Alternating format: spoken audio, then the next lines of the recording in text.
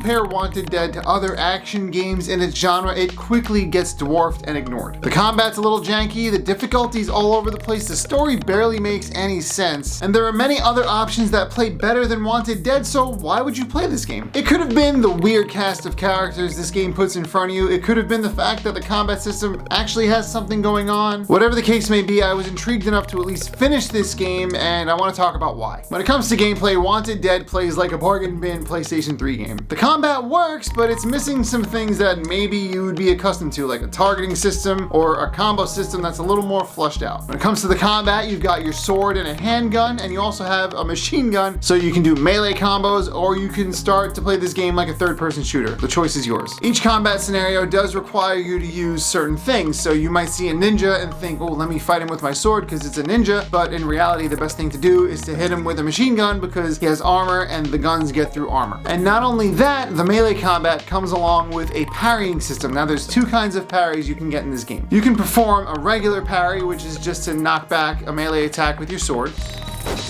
or you can block unblockable hits with a handgun parry.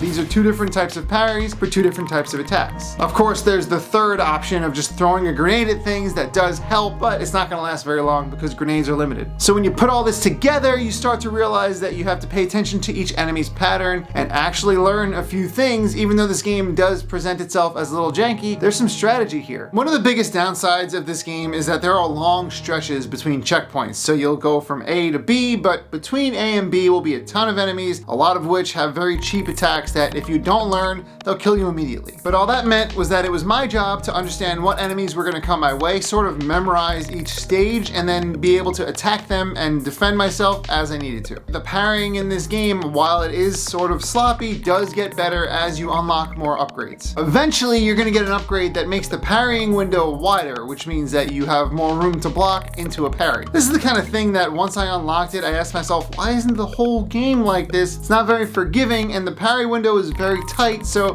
when I got that, the game just opened up for me. Without getting into spoilers, the final boss fight is all about understanding what to do when the boss does certain things, so it goes from feeling impossible to very doable very quickly. And this kind of gameplay loop is very satisfying for me because I love knowing that I'm learning a game and understanding the enemies and figuring out how to do things in a way that eventually gives me the win. As you play through this game, it's going to eventually stop you to tell you its story, and during those moments, it'll also stop you to play a minigame.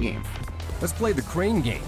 There's this one karaoke minigame where you're singing 99 Red Balloons and the button combos are really intense and you sort of have to memorize it to get it right. And these minigames don't really have much of a place in the game outside of just being difficult and full of personality and weird, and I think I love that. There's this one character named Herzog, and he's kind of a weirdo. He tells weird stories, he makes everyone uncomfortable, but he loves eating ramen, and of course there's a ramen minigame involving you eating the ramen with the right button presses, similar to the karaoke game. But in this time, you learn more about Herzog, you start to see him interact with the other characters, and it's entertaining at least. Each of the characters have their own very strange, very unique personality. There's also this other entirely deep story that you can only unlock if you beat the game on its hardest difficulty, which you can only unlock after beating the game a first time. By the way, the hardest mode is called Japanese Hard, and I'm not sure what that means, but this game's already hard on its default hardest difficulty, so I don't even know. There's a lot to be done if you want to see the full story of this game. And that is a little bit of a downside because there seems to be a lot of love that was put into this game's story and its characters. One thing that comes to mind is an advertisement that they made with Gunsmith's voice actor who looks exactly like the character herself.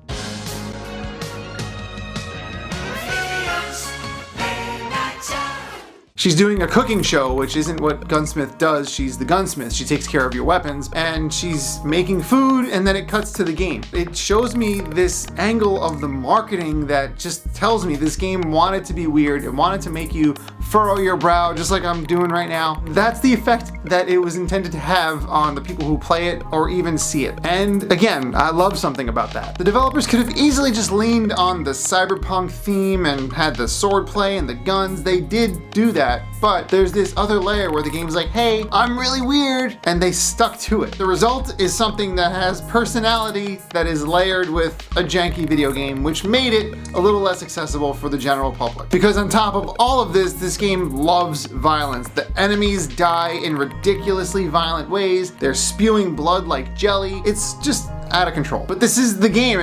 No matter what, she's covered in blood, but she's gonna talk about how there's a big giant robot tank coming their way. And no one's gonna question the fact that she looks like a red paint can was dunked on her head. So Wanted Dead does have its flaws, but it has twice as much personality. So if you're the kind of person who can sit through a game that is a little less than conventional, then you are gonna be rewarded with a game that is something. If you've played Wanted Dead, I really do want to hear from you in the comments, because this game has a very loyal fan base that sort of inspired me to make this video in the first place. If you were excited about this game and then got deterred by the reviews, let me know in the comments as well, because I'm interested to see if this changed your mind. I wasn't over here trying to tell you this is the best game ever, everyone lied to you. It does have its problems, but I am interested in seeing if I did change anyone's mind to at least give it a shot. But regardless, thank you for letting me talk your ear off about Wanted Dead. I've been waiting to talk about this game for a while, and I'm glad that I finally did. I had a hard time putting this video together because I didn't put my notes together while I was playing it, because again, this game took me off guard, for better or worse. If you liked the video, make sure you like the video. If you really liked the video and you want to see more of this, then make sure you subscribe to my channel. But you made it this far into the video, and for that, I am very, very grateful. We have been streaming on YouTube, so if you made it this far, you super care about that. Make sure you don't miss those. Other than that, I will see you in the next video.